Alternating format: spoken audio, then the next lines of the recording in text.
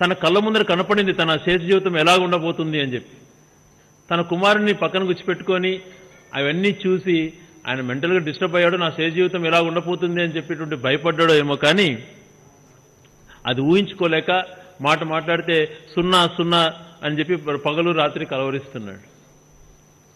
ఆయన వ్యవహార శైలి చూస్తే అలాగే కనిపిస్తోంది. చంద్రబాబు నాయుడు గారు ఒక్కసారి కళ్ళు ఓపెన్ చేయండి. ఈ ప్రభుత్వం 4 కోట్ల మందికి 42,000 కోట్ల రూపాయలు డైరెక్ట్గా 42,000 కోట్ల రూపాయలు పైగా ప్రజల ఖాతాలో వేసింది చంద్రబాబు నాయుడు గారు. కులాలు, మతాలు, పార్టీలు అనేటువంటి జెండాలు పక్కన పెట్టి అందరికీ శాచురేషన్ మోడ్లో ఇవ్వాలా అని చెప్పి ప్రతి సంక్షేమ కార్యక్రమాన్ని కూడా చెప్పినట్టుగా అమలు చేసుకుంటూ 42,000 కోట్ల రూపాయలు ప్రజల ఖాతాలో ఒక్క సంవత్సరంలో జమ చేయగలిగాడు అని అంటే ఈ మాదిరి ప్రపంచంలో కానీ దేశంలో కానీ మరెక్కడన్నా జరిగిందా? ఒక్కసారి రికార్డు తిరిగి చూసుకోను. ముఖ్యంగా ఎస్టీ బీసీలకు బడుగు బలహీన వర్గాల ప్రజలకు సంబంధించి ఎంతమంది లబ్ధిదారులకు వచ్చిందో, ఎంతమందిని ఏమాత్రము కూడా ఇబ్బందులు పెట్టకుండా డైరెక్ట్గా వాళ్ళ ఖాతాలోకి పోయి ఇది బడుగు బలహీన వర్గాల ప్రజల ప్రభుత్వం, బడుగు బలహీన వర్గాల ప్రజల కోసం పనిచేస్తుంది అని చెప్పి నిరూపించుకుంటే ప్రభుత్వం. ఇవన్నీ చూసి ఓర్వలేక మీరు మాట్లాడుతున్నారు. విధ్వంసకరమైనటువంటి పాలన అని చెప్పి నిన్న మాట్లాడారు మీరు. జగన్మోహన్ రెడ్డి గారిది విధ్వంసకర పాలన. విధ్వంసక పాలన అంటే అమరావతి పేరుతో రైతుల నుంచి 1000 ఎకరాల భూములు లాక్కోవడం, మీరు పంచుకొని 1000 కోట్లు దోపిడీ చేయడం. విధ్వంసం అంటే ఊరూరా జన్మభూమి కమిటీలు పెట్టి రేషన్ కార్డు కావాలన్నా, పెన్షన్ కావాలన్నా పేద ప్రజల నుంచి డబ్బులు గుంజుకొని బెదిరించి చేశారే, అది విధ్వంసం అంటే. విధ్వంసం అంటే మట్టి, ఇసుక, బొగ్గు, మైనింగ్ ఇలా పంచభూతాలను దోచుకున్నారు కదా మీరు 5 ఏళ్ళు. అక్కడ మీరు చేసినటువంటి విధ్వంసం అది. విధ్వంసం అంటే ఊరూరా 43,000 బెల్ట్ షాపులు పెట్టి ఆఖరికి పాన్ షాపులలో కూడా మద్యం అమ్మించి పేద ప్రజలు, మహిళల జీవితాలతో మీరు ఆడుకోవడం. విధ్వంసం అంటే రాష్ట్ర ప్రజలను తాకట్టు పెట్టి అమరావతి టు ఢిల్లీ వరకు హవాలా స్కామ్ చేయడం. ఆ విధ్వంసం అంటే పక్క రాష్ట్రంలో ఉన్నటువంటి శాసనసభ్యులనో లేకపోతే ఎమ్మెల్సీనో కొనడానికి ఓటుకు నోటు రూపంలో కోట్లాది రూపాయలు అక్కడ చేతులు మారడం. విధ్వంసం అంటే ఇసుక పేరుతో గతంలో మీ ప్రభుత్వంలో విప్పుగా పనిచేసిన చింతమనేని ప్రభాకర్ గారు ఒక మహిళను ఇసుకలో వేసి చంపడానికి ప్రయత్నం చేయడం. అలాగే విధ్వంసం అంటే జరిపోతులపాలెం ఉత్తరాంధ్రలో ఒక దళిత మహిళను వివసనం చేసి రోడ్డు మీదకి ఈడ్చి కొట్టడం. విధ్వంసం అంటే తన పబ్లిసిటీ కోసం గోదావరి పుష్కరాల్లో 29 మందిని నిర్దాక్షిణ్యంగా తొక్కి చంపటం. విధ్వంసం అంటే మహిళల మానాలతో ఆడుకొని వాళ్ళ డబ్బుల అవసరాల కోసం వాళ్ళను వేరే రకంగా చేసి కాల్ మనీ సెక్సీ రాకెట్ రూపంలో మహిళల జీవితాలతో ఆడుకున్నారే, అది విధ్వంసం అంటే. విధ్వంసం అంటే బీసీలకు ఇస్త్రీ పెట్టెలు లేకపోతే 4 కత్తెర్లు ఇచ్చి మీకు ఇంతే అని చెప్పి ఆ రకంగా చేసినటువంటి వ్యక్తివి నువ్వు. మా పాలన అలా కాదు. సంక్షేమం గురించి ఆలోచన చేస్తాం. మా పాలన బడుగుల పాలన, మా పాలన బలహీన వర్గాల పాలన, మా పాలన పేద ప్రజల యొక్క పాలన. 7 ఏడాది కాలంలోనే దేశమంతా కూడా మెచ్చుకునే విధంగా సంక్షేమ కార్యక్రమాలు అందించినటువంటి జగన్మోహన్ రెడ్డి గారిని దేశవ్యాప్తంగానే ప్రతి సర్వేలో కూడా ఒక గొప్ప ముఖ్యమంత్రిగా పేరు వస్తుంది మనం చూస్తున్నాం. చంద్రబాబు నాయుడు గారికి ఈర్ష్య ఎందుకంటే తాను 14 సంవత్సరాలు ముఖ్యమంత్రిగా ఉన్నా ఏ ఒక్క కార్యక్రమం చేపట్టలేనటువంటి పరిస్థితి, ఏ ఒక్కటి శాచురేషన్ మోడ్లో కానీ ఇది చంద్రబాబు నాయుడు గారు మార్కుగా ఇది ఉంటుంది పేద ప్రజలకు అటువంటిది చెప్పుకోవడానికి ఒక్కటి కూడా లేకపోవడం ఆయన సిగ్గుపడాలి. ఆయన ఒక్కటి కూడా ఇది చంద్రబాబు నాయుడు గారిది, ఇది దీనివల్ల శాచురేషన్ మోడ్లో అందరికీ లబ్ధి చేకూరుతుంది అని చెప్పి ఒక్కటి చెప్పమనండి. ఆయన ఆ వ్యక్తి మాట్లాడడం చూస్తే ఆశ్చర్యం వేస్తుంది. రైతు భరోసా కింద ఒక్క సంవత్సరంలో 2 విడతలుగా 10,000 కోట్లు జమ చేసినటువంటి ముఖ్యమంత్రి జగన్మోహన్ రెడ్డి గారు. అమ్మఒడి అయితేనేమి, విద్యా దీవెన, వసతి దీవెన, నాడు నేడు కార్యక్రమాలు పెట్టి ఎందుకు మీరు విద్య కోసం ఇంత ఖర్చు పెడుతున్నారు అని చెప్పి కొంతమంది ప్రశ్నిస్తే, నేను పెడుతున్నటువంటి ప్రతి పైసా ఇన్వెస్ట్మెంట్ నా రాష్ట్ర పిల్లల కోసం పెడుతున్నాను, వాళ్ళు విద్యాధికారులు కావడమే ఈ రాష్ట్ర ఆస్తి అని చెప్పినటువంటి గొప్ప వ్యక్తి జగన్మోహన్ రెడ్డి గారు. నీకు ఇటువంటి ఆలోచన ఎప్పుడైనా వచ్చిందా? అదే రకంగా ఆటో సోదరుల కోసం వాహనమిత్ర 2 సార్లు జమ చేశారు. నేతన హస్తం జూన్ 10వ తేదీన బీసీ సోదరులైనటువంటి ఎవరైతే దానిపైన టైలరింగ్ పైన ఆధారపడి ఉన్నాడో టైలర్లకు, రజకులకు, న్యాయబ్రాహ్మణులకు 10,000 డిపాజిట్ చేయడం, ఇంకా 0 వడ్డీ కింద చెప్పకపోయినా ఇవ్వటం, ఇంటింటికి వెళ్లి పెన్షన్లు ఇవ్వటం, లానేస్తం, మత్స్యకారులకు భరోసా ఇవ్వటం, ఆరోగ్యశ్రీ గతంలో ఎన్నడూ లేని విధంగా అమలు అవుతుండడం, కంటి వెలుగు పిల్లలకు, పేదవారికి, ముసలివారికి కంటి వెలుగు దాన్ని లబ్ధి చేకూర్చడం. ఒక్క సంవత్సరంలో చెప్పినేటివి చెప్పనేటివి అన్ని కూడా చేసి చూపిస్తున్నటువంటి గొప్ప పాలన అందిస్తున్నందుకు విధ్వంసకరమైనటువంటి పాలన అంటారా మీరు?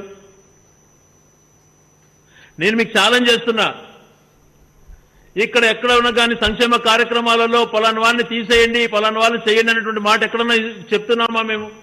మీలాగా చంద్రబాబు నాయుడు గారు గతంలో ఉన్నప్పుడు మా వాళ్ళకి ఇవ్వండి, మా పార్టీ వాళ్ళకి ఇవ్వండి అని చెప్పి మాట్లాడినట్టు నువ్వు ఈరోజు నీతులు మాట్లాడుతావు. 4 కోట్ల మందికి డైరెక్ట్ గా అన్ని సంక్షేమ కార్యక్రమాలు అందుతున్నాయి అంటే ఇది గొప్ప పాలనలాగా నీకు కనపడలేదా? లేకపోతే నీ కళ్ళు ఏమైనా బయళ్లు గమ్మినాయా? విమర్శ చేయాలని చెప్పి నువ్వు మాట్లాడుతున్నావు తప్పితే నువ్వు ఏదన్నా ఎత్తి చూపించేటువంటిది ఒక్కటి కూడా చేయలేదు ఈ ప్రభుత్వం.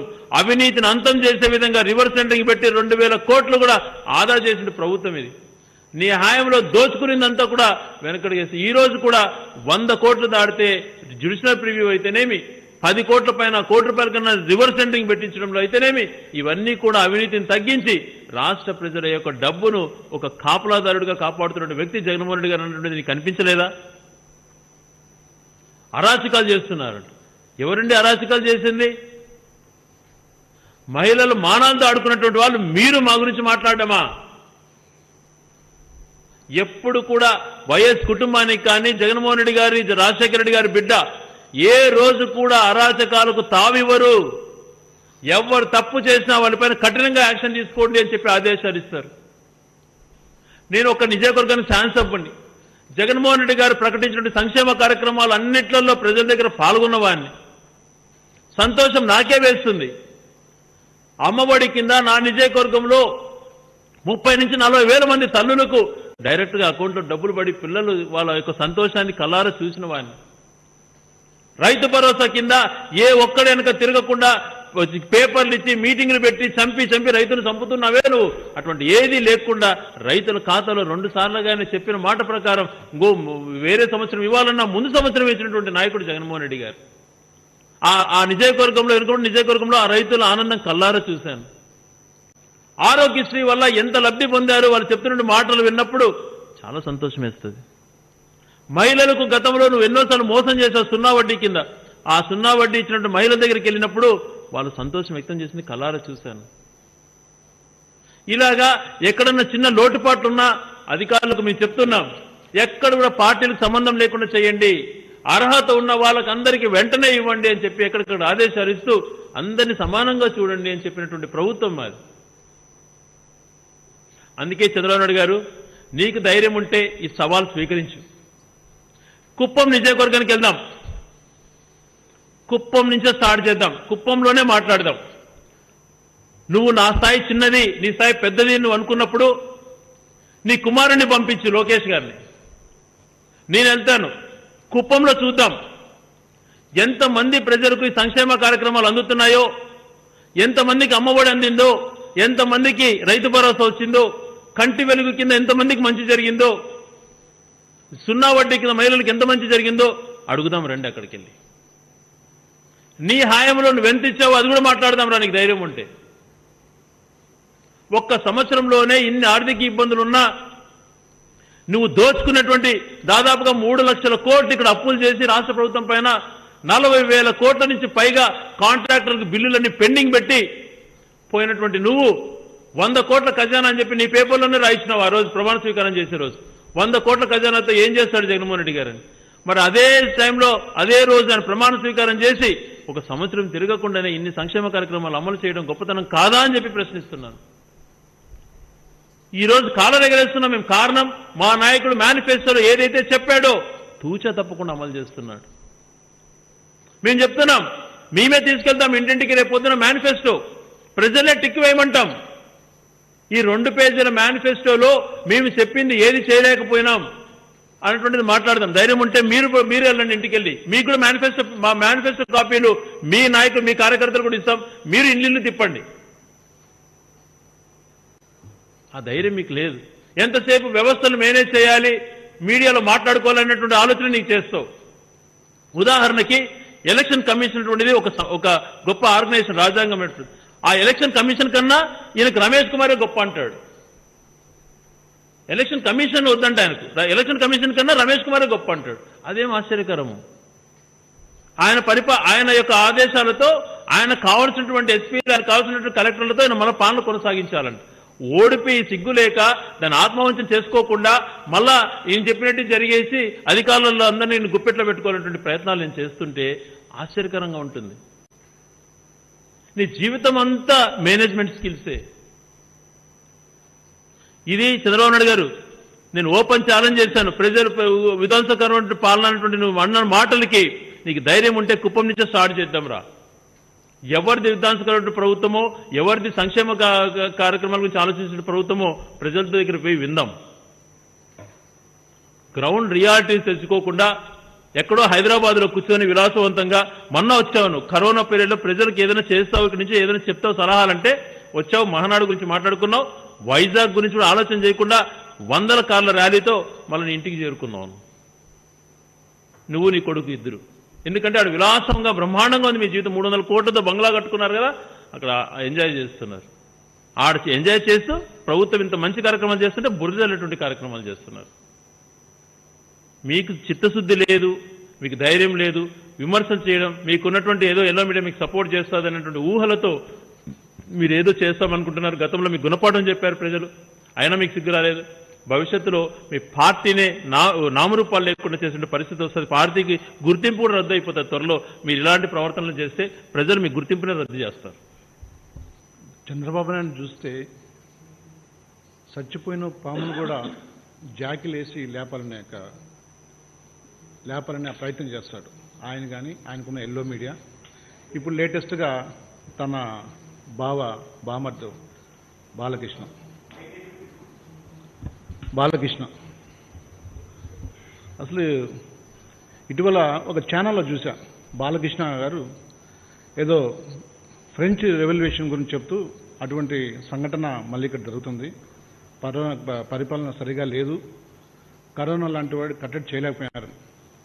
అయ్యా బాలకృష్ణ గారు, జనరల్గా బాలకృష్ణ ఆయన ఎవరన్నా బాలకృష్ణ మాట్లాడే మాటల తీరు వేదిక పైన, బహిరంగ వేదికల పైన ఎవరైనా అమ్మాయి కనపడితే ముద్దు పెట్టుకోవాలా లేదంటే కడుపు చేయాలా అనే మాట్లాడే బాలకృష్ణ ఫ్రెంచ్ విప్లవం గురించి, ఆంధ్రప్రదేశ్ ప్రభుత్వం గురించి చేయడం నిజంగా ఆయన నవ్వొస్తుంది. గతంలో బాలకృష్ణ గారి ఇంట్లో జరిగిన ఒక సంఘటన మనం గుర్తు తెచ్చుకోవాలి. నీకు సొంత సంబంధించిన బెల్లంకొండ సురేష్ నువ్వు ఆ రోజు కాల్పులో జరిగి ఆ కాల్పు నుంచి బయటపడాలనే ఉద్దేశంతో నీకు ఒక డాక్టర్ ఒక సర్టిఫికేట్ ఇచ్చాడు. బాలకృష్ణ మానసిక పరిస్థితి బాగలేదు, ఇతను మెంటల్గా ఇదిగా ఉన్నాడు అని చెప్పేసి. మీరా దీని గురించి మాట్లాడేదని చెప్పేసి నేను మిమ్మల్ని ఒకసారి ఆత్మ పరిశీలన చేసుకోవాలని బాలకృష్ణ చెప్తున్నా. జనరల్గా బాలకృష్ణ కానీ ఎన్టీఆర్ కుటుంబం పైన కొద్దిగా సానుభూతి ఉంటుంది మాకు కానీ ప్రజలకు కానీ. ఎందుకంటే తన తండ్రి పోరాడి వచ్చిన పార్టీ అధికారంలో వచ్చి ఆయనే చెప్పులతో కొట్టించి ఆయన యొక్క చావుకు కారణమైన చంద్రబాబు నాయుడు మీరు మళ్ళీ ఆయన భుజాన్ని వేసుకోవడం చాలా బాగా, మళ్ళీ మీ పైన కనికరం పోయి ఫ్యాన్స్ కూడా ఒక తీవ్రమైన ఆలోచన కలుగుతుంది. బాలకృష్ణ గారు వాస్తవాలు తెలుసుకోవాలి, కానీ అది తెలుసుకోవడం మెంటల్గా మాట్లాడడం మీరు చాలా దారుణం. ఈరోజు మేము చూస్తున్నాం ఈరోజు చంద్రబాబు నాయుడు గారిని అతని పరిపాలన బాగలేదని చెప్పేసి అతను ఏదైతే ఎలక్షన్ మేనిఫెస్టో 600 పైగా అబద్ధాలు చెప్పాడు, ఒకటి కూడా ఇంప్లిమెంట్ చేయలేదని చెప్పేసి తరిమి కొట్టి బయటికి పంపించారు. వేరే రాష్ట్రం తలదాచుకున్న పరిస్థితి. కరోనా టైంలో నువ్వు చంద్రభవన్లో ఉన్నావు. ఆ రోజు చంద్రభవన్లో ఉంటూ జూమ్ చూసుకుంటూ జూమ్ బాబుగా చిత్రీకరించాం. జనరల్గా నేను వెన్నుపోటు బాబు అంటారు, ఇప్పుడు జూమ్ బాబుగా జనాలు చిత్రీకరిస్తున్నారు. నీకు నిజంగా చిత్తశుద్ధి ఉంటే ఈరోజు ప్రజల్లోకి వచ్చేసి ప్రజల యొక్క బాగోలు ఏంటి, ఏ విధంగా అడగాల, ప్రభుత్వానికి సూచన చేయాలా. అది ఏమీ లేకుండా నువ్వు ఈ చంద్రబాబులో కూర్చొని ఈ విధంగా చేయడం, మళ్ళీ నువ్వు రావడం కూడా ఈ లాక్డౌన్ సడలింపులో భాగంగా పార్టీ కోసం మీటింగ్కి వచ్చాం, అంటే ప్రజల కోసం కాదు. అది నీ చిత్తశుద్ధి, ఈ ఆంధ్రప్రదేశ్ ప్రజలపైన మా చిత్తశుద్ధి. మీరు మాట్లాడేటట్లు ఈరోజు ఇటీవల ఒక మ్యాగజైన్లో వచ్చింది, టైమ్స్ ఆఫ్ ఇండియా, దేశంలో అత్యంత ప్రజాదరణ కలిగిన ముఖ్యమంత్రి జాబితాలో మా ముఖ్యమంత్రి గారు, మా జగన్మోహన్ రెడ్డి గారు అత్యంత ప్రజాదరణ కలిగిన ముఖ్యమంత్రిగా ఒక 1 yearలోనే ఎంతో దాదాపు 78% ప్రజాదరణ పొందింది. ఆంధ్రప్రదేశ్లో ప్రజలంతా సంతోషాలతో ఉన్నారని వ్యక్తం చేసింది టైమ్స్ ఆఫ్ ఇండియా. ఒక సీనియర్ ముఖ్యమంత్రులు ఒక 1 yearలోనే. ఇంకా 4 సంవత్సరాలు ఉంటే ఇంక ఏమనాలా మా ఆంధ్రప్రదేశ్ మా ముఖ్యమంత్రి అని చెప్పేసి ఒక్కసారిగా ఈ మాట్లాడే నాయకులు అంతా గుర్తు తెచ్చుకోవాలి. ఈరోజు 1 yearలోనే అద్భుతమైన పరిపాలన ఇచ్చాడు. 1 yearలోనే ఈరోజు పేదవాడు ఏదైతే పేదవాడికి కావాల్సిన కనీస అర్హతలు అన్ని కూడా ఈరోజు ప్రభుత్వం ఈరోజు చేస్తున్న వాలంటీర్ వ్యవస్థ ద్వారా. వాలంటీర్ వ్యవస్థే ప్రపంచంలో ఒక అద్భుతమైన వ్యవస్థ. ఈ వ్యవస్థ అనేది మనంతా కరోనా టైంలో ఈ వాలంటీర్ వ్యవస్థ, గ్రామ సచివాలయం ఏ విధంగా పనిచేసాయి ఒకసారి మనం గుర్తు చేసుకోవాలి.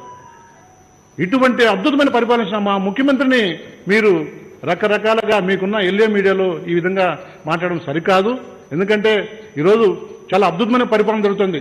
ఈరోజు క్షేత్రస్థాయిలో ఈరోజు ప్రజలకు అన్ని కూడా ప్రభుత్వ పథకాలన్నీ కూడా క్షుణ్ణంగా క్లియర్గా వాళ్ళ ఇంటికి చేరుతున్నాయి. ఈరోజు ప్రజలందరూ సుఖ సంతోషం వ్యక్తం చేస్తున్నారు, మహా సంతోషం వ్యక్తం చేస్తున్నారు ఈరోజు. ఎందుకంటే ఈరోజు ఇంత చిన్న వయసు ఈరోజు చంద్రబాబు నాయుడు చేసిన మోసాలకు, అబద్ధాలకు అన్ని అడ్డుకట్టేసి ఒక పరిపాలనలో అద్భుతమైన షబాష్ ముఖ్యమంత్రి గారు అని ఈరోజు అన్నారు. ఎస్, డెఫినెట్గా ఈరోజు మేము మా శాసనసభ్యులు కానీ రాష్ట్ర ప్రజలు కూడా ఈరోజు సంతోషం వ్యక్తం చేసి కాళ్ళు ఎగేసుకుంటున్నారు. ఒక్క సంవత్సరం ఇంత అద్భుతాలు సృష్టించిన ముఖ్యమంత్రి గారు ఇంకా రానున్న రోజులు ఏమేమి చేయగలడు, రాష్ట్ర ప్రజల గురించి, రైతుల గురించి, పేద ప్రజల గురించి, ఎస్సీ ఎస్టీ బీసీల గురించి అన్ని కూడా అనేక సంతోషం అవుతున్నాం. ఇటువంటి మీరు పరిపాలన మేము అందిస్తామంటే మీరు అక్కడక్కడ విమర్శ చేయడం మీకు నిజంగా చాలా దారుణమైన విషయం. ఇది ఎక్కడ ఎవరు కూడా ప్రవహించుకునే పరిస్థితులు లేరు. అదేవిధంగా నేను చెప్తున్నాను, బాలకృష్ణ గారి యొక్క మానసిక బాగలేని చెప్పేసి గతంలో ఒక డాక్టర్ ఇచ్చారు. ప్రభుత్వానికి కూడా నేను ఒక లెటర్ రాస్తున్నాను. ఎందుకంటే ఒక శాసనసభ్యుడిగా హిందూపూర్లో ఎన్నుకొని ఆయన మానసిక పరిస్థితుల్లో జనాలు లేకపోయినప్పుడు మనం కొట్టడము తిట్టడము అని మనం చూస్తాం టీవీలకి వెళ్ళి. కాబట్టి ఆయన కూడా ఒక లేఖ రాసి దగ్గర ఆయన ఏమైనా హాస్పిటలైజేషన్ ఉంచాలని చెప్పేసి ప్రభుత్వానికి ఒక లెటర్ రాస్తున్నాం. ఎందుకంటే పాపం చంద్రబాబు నాయుడు చాలా తెలివిగా మొత్తం ఆ కుటుంబాన్ని వాడేసుకుంటున్నాడు. అందులో భాగంగానే ఆ ట్యాప్లో మేము బాలకృష్ణ కూడా పడినాడు. బాలకృష్ణ పాపం ఎంతో వాళ్ళ ఫ్యాన్స్ కూడా దాన్ని గ్రహించాలా. చాలా తెలివిగా బాలకృష్ణను ఇటు ట్యాప్లో పెట్టేసి ఆ కుటుంబాన్ని కూడా ఇచ్చేసి వాళ్ళని ఇబ్బంది పెట్టించి వాళ్ళని ఆ ట్యాప్ నుంచి బయట రావాలని చెప్పేసి బాలకృష్ణ కానీ దానికి సంబంధించినంతగా అనుకోవాలి. ఆ రోజు మీ ఫాదరు, మీ నాన్న పెట్టిన పార్టీ, అదేవిధంగా ముఖ్యమంత్రి అయిన పార్టీ, ఆ పీఠం మేము ఎక్కాలని మీరు మిమ్మల్ని గట్ట ఎక్కనీయకుండా అడ్డుకొని మిమ్మల్ని గట్ట సైడ్ ట్యాక్ చేసిన ఘనత ఆ చంద్రబాబు నాయుడు. మీరు దయచేసి ఆత్మ పరిశీలన చేసుకోవాలని చెప్పేసి ఈరోజు. అందుకే మా ప్రభుత్వానికి ఒక చిత్తశుద్ధి ఉంది, మా ముఖ్యమంత్రి గారికి ఒక నిబద్ధత ఉంది.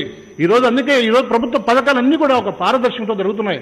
దేశంలో ఎక్కడ లేని విధంగా ప్రతి పథకము ప్రతి పేదవాడికి కనీసం ఏమేమి కావాలో అన్ని అవసరాలు ఈ ప్రభుత్వం తీరుస్తుంది. అందుకే జగన్మోహన్ రెడ్డి గారు ముఖ్యమంత్రి అయిన తర్వాత ఆయన చెప్పాడు, నాకు కులం లేదు, మతం లేదు, ప్రాంతాలు లేవు, ప్రజలందరూ నా కళ్ళు, నా వాళ్ళు. అందుకే ఈరోజు సంక్షేమ పాలన మొత్తం టోటల్గా ప్రజల యొక్క సంక్షేమమే ప్రభుత్వ ధ్యేయంగా ఈరోజు మా ముఖ్యమంత్రి జగన్మోహన్ రెడ్డి గారు పరిపాలిస్తున్నారు. ఎక్కడ సందేహం లేదు. అందుకే నేను చెప్పాను చాలా క్లారిటీగా, కుప్పం నుంచే స్టార్ట్ చేద్దామని చెప్పి సవాల్ విసురుతున్నా. నిన్ను నమ్ముకొని అక్కడ ప్రజలు నేను కంటిన్యూస్గా ఎన్నుకుంటున్నారు. ఆ కుప్పం నుంచే సంక్షేమ కార్యక్రమాల విషయాలలో కానీ పరిపాలన పైన కానీ అక్కడి నుంచే స్టార్ట్ చేద్దాం. చంద్రబాబు నాయుడు గారు వస్తారా, లేకపోతే ఆయన కుమారుడు వస్తాడా, లేకపోతే ఆయన తాబేదారులు వస్తారా, ఎవరు వస్తారో రమ్మనండి, అక్కడే ప్రజల దగ్గర అడుగుదాం ఎటువంటి పాలన అంటుండేది. తను జూమ్ యాప్ చూసుకుంటూ తన భ్రమలోకి వెళ్ళిపోయాడు.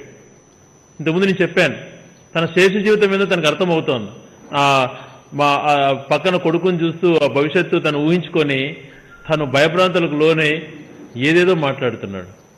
మేము ఫిగర్స్తో చెప్తున్నాం, ఎంతమంది బడుగు బలహీన వర్గాల ప్రజలకు ఈ ప్రభుత్వం ఈ సంవత్సరంలో ఎంతగా చేసింది, ఎంతమంది రైతులకి ప్రభుత్వం చేసింది, ఎంతమంది ఎస్సీ ఎస్టీలకి ప్రభుత్వం లబ్ధి చేకూర్చింది అటువంటిది చెప్పడమే కాకుండా ఒక గొప్ప దానికి నాంది పలికాడు జగన్మోహన్ రెడ్డి గారు.